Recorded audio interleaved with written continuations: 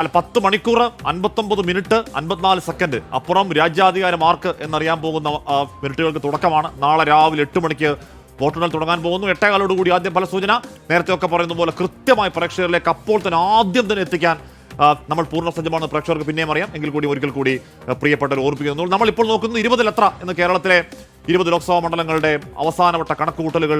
നാളെ വോട്ടെണ്ണായിരിക്കുമ്പോഴേക്കും സ്ഥാനാർത്ഥികളുടെ ചങ്കിടിപ്പുകൾ, മുന്നണികളുടെ പ്രതീക്ഷകൾ നോക്കുക. നമ്മൾ നേരെ പോകുന്നത് ആറ്റിങ്ങലിലേക്കാണ് പോകുന്നത്. ഒരു പൊളിറ്റിക്കൽ എൽ ക്ലാസിക്കോ ത്രികോണ മത്സരത്തിന്റെ എല്ലാ ഭംഗിയുണ്ടായ അവിടെ എന്താണ് എക്സിറ്റ് പോളുകൾ അവിടെ BJP-യുടെ ഒരു സീറ്റ് എന്ന നിലയിൽ ആറ്റിങ്ങൽ പ്രവചിച്ചതോടുകൂടി ഈ തെരഞ്ഞെടുപ്പ് വോട്ടെടുപ്പിന് ശേഷം വീണ്ടും ചർച്ചയിൽ നിറയുകയാണ് ആറ്റിങ്ങൽ ഈ ദിവസങ്ങളിൽ. അപ്പോൾ എന്താണ് ആറ്റിങ്ങലിലെ ഏറ്റവും പുതിയ രാഷ്ട്രീയ സാഹചര്യം എന്നാണ് നമ്മൾ പരിശോധിക്കാൻ പോകുന്നത്.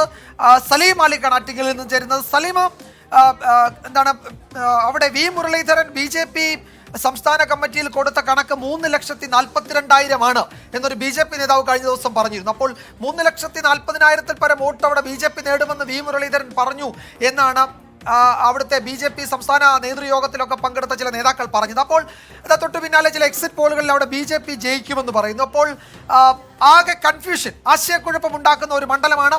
നമുക്കറിയാം അവസാന വോട്ട് എണ്ണുന്നത് വരെ ആ സസ്പെൻസ് തുടരുമായിരിക്കും അല്ലേ ആറ്റിങ്ങലിൽ? ഹാഷ്മി വിജയകുമാർ, ഈ ആറ്റിങ്ങൽ മണ്ഡലത്തിനെ സംബന്ധിച്ചിടത്തോളം അവിടുത്തെ ഏറ്റവും പ്രധാനപ്പെട്ട ഒരു പ്രത്യേകത, ഇത് സാധാരണ ഈ തിരഞ്ഞെടുപ്പ് കാലത്തും തെരഞ്ഞെടുപ്പ് പ്രഖ്യാപിച്ചപ്പോഴും ഒക്കെ സാധാരണഗതിയിൽ 20 മണ്ഡലങ്ങളിലും തെരഞ്ഞെടുപ്പ് നടക്കുന്നതിൽ ഒരു മണ്ഡലം എന്നതിനപ്പുറത്തേക്ക് ഒരു പ്രത്യേകതയിലേക്ക് ആറ്റിങ്ങൽ കടന്നിട്ടുണ്ടായിരുന്നില്ല. പക്ഷേ എക്സിറ്റ് പോൾ ഫലങ്ങൾ വന്നതിന് ശേഷം അതല്ല സ്ഥിതി. സംസ്ഥാനം ഏറ്റവും ശ്രദ്ധയോടെ ഉറ്റുനോക്കുന്ന 5 മണ്ഡലങ്ങളിൽ ഒന്നായി ആറ്റിങ്ങൽ മാറി എന്നുള്ള കാര്യത്തിൽ ഒരു തർക്കവുമില്ല. അതിന് കാരണം ഈ BJP വിജയിക്കാൻ സാധ്യതയുള്ള ഒരു മണ്ഡലം എന്നുള്ളൊരു പ്രവചനം തന്നെയാണ്. അത് ഒരേ സമയം UDF-നെയും LDF-നെയും അതുപോലെ തന്നെ NDA-യും ചങ്കിടിപ്പേറ്റുന്ന നിലയിലാണ് എക്സിറ്റ് പോൾ ഫലങ്ങൾ വന്നിട്ടുള്ളത് എന്നുള്ള കാര്യത്തിലും ഒരു തർക്കവുമില്ല. ആദ്യഘട്ടത്തിൽ ഒരു LDF-UDF ഫൈറ്റ് എന്നുള്ളത് മാത്രമായിരുന്നു ആറ്റിങ്ങലിൽ സംഭവിച്ചിരുന്നത്. കഴിഞ്ഞ തവണ ശോഭാ സുരേന്ദ്രൻ ആയതുകൊണ്ട് മാത്രം നടത്തിയ ഒരു കുതിപ്പാണ് എന്നുള്ളതായിരുന്നു ആദ്യഘട്ടത്തിലെ ഒരു വിലയിരുത്തൽ. 10% നിന്ന് 24% വോട്ട് വിഹിതം ഉയർത്തിയ ഒരു ഹിമാലയൻ ജമ്പ് കഴിഞ്ഞ തവണ ആറ്റിങ്ങലിൽ BJP നടത്തിയിരുന്നു. പക്ഷേ അത് വ്യക്തിപരമായി ശോഭാ സുരേന്ദ്രൻ സമാഹരിച്ച വോട്ട് എന്നുള്ളതായിരുന്നു UDF-ഉം LDF-ഉം പറഞ്ഞിരുന്നത്. പക്ഷേ ഇപ്പോൾ എക്സിറ്റ് പോൾ ഫലങ്ങൾ കൂടി വരുന്നതോടുകൂടി അത് ഇരു മുന്നണികളെയും വലിയ ആശയക്കുഴപ്പത്തിൽ, വലിയ ആശങ്കയിലാക്കിയിട്ടുണ്ട് എന്നുള്ള കാര്യത്തിൽ തർക്കമില്ല. അതിനപ്പുറത്തേക്ക് ഒരു ഭൂരിപക്ഷം പിടിക്കാൻ കഴിയുമെന്ന് മുരളീധരൻ ആത്മവിശ്വാസം പ്രകടിപ്പിച്ചിരുന്നു. ഏറെക്കുറെ അതിന് സമാനമായ എക്സിറ്റ് പോൾ ഫലങ്ങൾ വരുന്നതോടുകൂടി ഒരു നേരത്തെ വിജയകുമാർ സൂചിപ്പിച്ചതുപോലെ ഒരു എൽ ക്ലാസിക്കോ എന്നുള്ള നിലയിലേക്ക് ആറ്റിങ്ങൽ മാറിയിട്ടുണ്ട് എന്നുള്ള കാര്യത്തിൽ തർക്കമില്ല. മാത്രമല്ല ശിവഗിരിയിലെ വോട്ട് അത് എവിടേക്ക് പോകുന്നു എന്നുള്ളതിനെ ആശ്രയിച്ച് അവിടുത്തെ വിജയപരാജയങ്ങൾ നിർണ്ണയിക്കുന്ന ഒരു കാര്യം കൂടിയുണ്ട്. അത് വളരെ നിർണായകമാണ്. ഏറ്റവും ഒടുവിൽ കിട്ടുന്ന സൂചനകൾ പ്രകാരം ആ ശിവഗിരിയിൽ നിന്നുള്ള വോട്ടുകൾ, അതല്ലെങ്കിൽ മണ്ഡലത്തിലെ ഈഴവ വോട്ടുകളിൽ വലിയൊരു ശതമാനം BJP-ക്ക് നൽകിയിട്ടുണ്ട് എന്നുള്ളൊരു കണക്കുകൾ പുറത്തു വരുന്നുണ്ട്. അങ്ങനെയാണെങ്കിൽ ആറ്റിങ്ങൽ മണ്ഡലത്തിൽ നിന്നൊരു വലിയ സർപ്രൈസ്, അതല്ലെങ്കിൽ ഏറ്റവും ഒടുവിൽ ഏറ്റവും അവസാന നിമിഷം വരെ നെഞ്ചിടിപ്പേറ്റുന്ന നിലയിലേക്ക് ഒരു റിസൾട്ട് ആവും ആറ്റിങ്ങൽ മണ്ഡലത്തിൽ നിന്ന് കാത്തിരിക്കുക എന്നുള്ള കാര്യത്തിൽ സംശയമില്ല.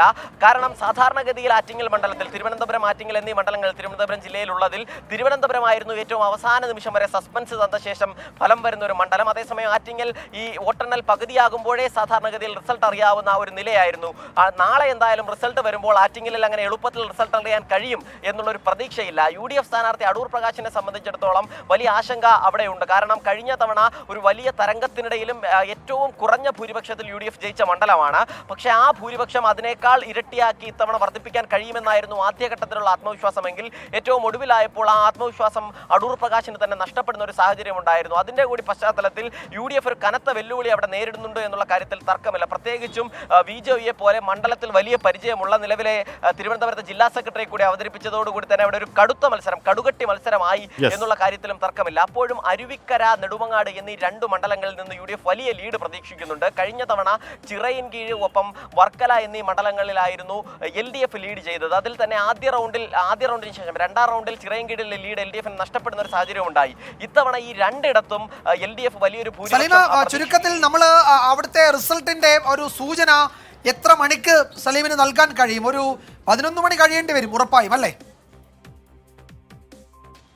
ഉറപ്പായും. കാരണം ആദ്യ ലീഡ് നിലയൊക്കെ നമുക്ക് ഏറ്റവും ആദ്യം തന്നെ നൽകാൻ കഴിയും. പക്ഷേ നിലവിൽ സാധാരണഗതിയിൽ 11 മണിയോടെയൊക്കെ ആറ്റിങ്ങലിൽ ഫലം വരുന്നതാണ് ആറ്റിങ്ങലിലെ ചിത്രം. പക്ഷേ ഇത്തവണ അതായിരിക്കില്ല എന്നുള്ള കാര്യത്തിൽ ഒരു തർക്കവുമില്ല. അതിന്റെ പ്രധാനപ്പെട്ട കാര്യം BJP അവിടെ എത്ര വോട്ട് സമാഹരിക്കുന്നു എന്നുള്ളതാണ്. അതല്ല, ഈ പ്രവചനങ്ങൾക്ക് എക്സിറ്റ് പോളുകൾക്ക് അപ്പുറം BJPക്ക് അവിടെ ഒരു സ്വാധീനവും ചെലുത്താൻ കഴിയുന്നില്ല എന്നൊരു സാഹചര്യം വന്നാൽ നമുക്ക് 11 മണിയോടുകൂടി തന്നെ ഒരു 10 മണി കഴിയുമ്പോൾ തന്നെ ഏകദേശം മത്സര ചിത്രം വ്യക്തമാക്കാൻ കഴിയും. പക്ഷേ നിലവിലെ സൂചനകൾ, നിലവിൽ ലഭിക്കുന്ന വിവരങ്ങൾ അനുസരിച്ച് ആ നിലയിലല്ല. വി മുരളീധരൻ ശക്തമായ മത്സരം അവിടെ നടക്കുന്നെങ്കിൽ നാളത്തെ വോട്ടെണ്ണൽ തുടങ്ങുമ്പോൾ നെഞ്ചടിപ്പേറ്റുന്ന മണ്ഡലങ്ങളിലൊന്ന് ആറ്റിങ്ങൽ കൂടിയാണ്. ഇപ്പോൾ നമ്മുടെ രാജീവ് സർദേശായി പ്രദീപ് ഗുപ്ത പറയുന്നുണ്ട് പക്ഷേ തിരുവനന്തപുരത്തെ തരൂരിന് 2 പോയിന്റ് അഡ്വാൻസ് ഉണ്ടാകാം. പക്ഷേ I am sure about Attingal for BJP എന്നിങ്ങനെ പറയുന്നുണ്ട്.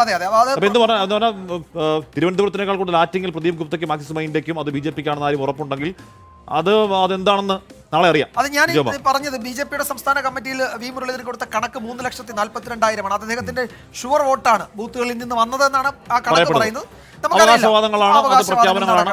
സിദ്ധാർത്ഥന്റെ മരണം പോലും അവിടെ തെരഞ്ഞെടുപ്പ് കാലത്ത് വലിയ ചർച്ചയായിട്ടുണ്ടായിരുന്നു. CPM-ന് അതിൽ ആശങ്കയുണ്ട് ആ മേഖലയിൽ എന്നൊക്കെയുള്ള CPM വിലയിരുത്തലും ഈ ദിവസങ്ങളിലൊക്കെ വന്നു. വിധി ദിനത്തിൽ 24 മാജിക് ജൂൺ 4 ചൊവ്വാഴ്ച രാവിലെ 5 മണി മുതൽ 24-ൽ.